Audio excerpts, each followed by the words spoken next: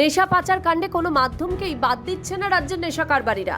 আকাশপথ, সড়কপথ, রেলপথ, post office, এমনকি কুরিয়ার সার্ভিসও ড্রাগস মাফিয়াদের একটি নির্ভরযোগ্য মাধ্যম হয়ে উঠেছে। যদিও এই ক্ষেত্রে কিছু মাদকদ্রব্য ধরাও পড়েছে। বুধবার রাতে পুরাতন আগরতলার খয়েরপুরের একটি কুরিয়ার সার্ভিসে এসেছিল 5টি সন্দেহজনক প্যাকেট। এই প্যাকেটে থাকা বস্তু নিয়ে সন্দেহ হয়েছিল কুরিয়ার সার্ভিস কর্তৃপক্ষের। তারা বিষয়টি সঙ্গে সঙ্গে বোধজংনগর থানায় জানান। থানার সেকেন্ড অফিসার পরীক্ষিত দেববর্মার নেতৃত্বে ঘটনাস্থলে ছুটে আসে পুলিশ। পৌঁছে যান খয়েরপুর আউটপোস্টের ওসি মৃণাল কান্তি পাল। খবর দেওয়া হয় জিরানিয়া মহকুমা শাসক অফিসে। সেখান থেকে আসেন ডিএম। সকলের উপস্থিতিতে 5টি প্যাকেট নিজেদের হেফাজতে নিয়ে সেগুলিতে তল্লাশি চালানো হয়।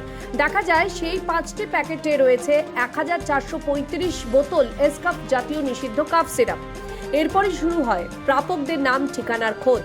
পুলিশ সাদা পোশাকে রাজধানীর এনসিসি থানাধীন ভোলাগিরি এলাকায় 2 নেশা কারবারির কাছে পৌঁছে যায়। সেখান থেকেই দুজনকে গ্রেপ্তার করা হয় বলে পুলিশ সূত্রে খবর। 5টা আসলো, 5টা প্লাস্টিকের প্যাকেট আসলো। এই প্যাকেটে আমরা দেখতাম যাই, সে যাওয়ার পরে সেখানে আমরা ডিসিএম সাহেবের উপস্থিতিতে তাদের এই ডেলিভারি হাবের স্টাফ সহকারে আমরা জিনিসটা খোলার পরে এখানে কাপ সিরাপ পাওয়া যায়। টোটাল 5টা প্যাকেটের মধ্যে 1435 বোতল।